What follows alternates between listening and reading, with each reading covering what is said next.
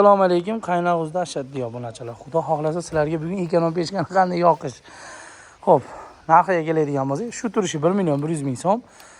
Bu o'zimiz xonadonimga o'zi bor, o'rnatib ishlataman. Endi bu uyimizga qo'yilyapti. O'rnatib ikkala yoqilinyapti. Listlarga keladigan bo'lsak, listi xo'p, Divino 5 va 6 bo'ladi. O'zi 208 listdan foydalaniladi. Asosiy yonlari akada 5 va 6 bo'ladi. Ilashtirish jarayoni ham yoqish qanday? Buni olganingizdan keyin bu 1200 gradusga chidaydigan kraskada bo'ladi. Kraskani iloji yo'q, ko'chada bitta yoqib kuydirib olish kerak. Sabab kraskani hidi bo'ladi, cho'tki qurib oladi. Ikkinchisi bizda temir yangi listlar ishlatiladi. Rabochiy ishlatilmaydi, temirda yog'i bo'ladi. Temirga tushunadigan odamlar biladi. O'sha temir yog'i bo'ladi. O'sha yog'larni quritib, eritib, bitta kuchli alanga olib oladi.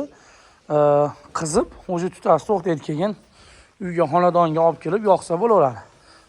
Buni pozitsiyasi ko'p. Eng arzoni 1.100.000 dan 1.100.000, 1.150.000, 1.200.000, 1.250.000gacha. Xo'p, tapchanligi bo'ladi, agressivnaligi bo'ladi, keyin fulli bo'ladi. Keyin buni kartonli varianti ham bor.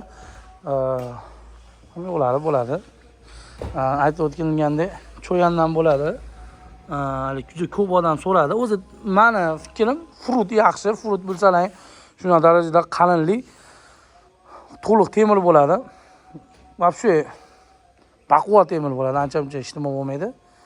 O'shundan qilinadi. Endi ko'p odamlar talabgor bo'lgani uchun shundan qilib bering, shuni anaqa qilishni qo'yib beringlar, iltimos qilgancha iltimos qilib qo'yib berildi. Tutun narsasi chiqib, ba'zan o'sha tutun narsasi yo'q.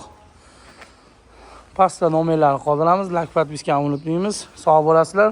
Juda qog'ozni ekan qilib qo'yib shekilli.